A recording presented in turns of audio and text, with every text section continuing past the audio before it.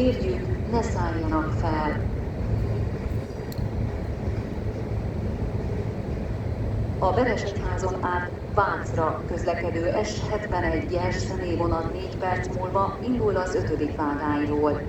Kérjük, szálljanak fel a vonatra!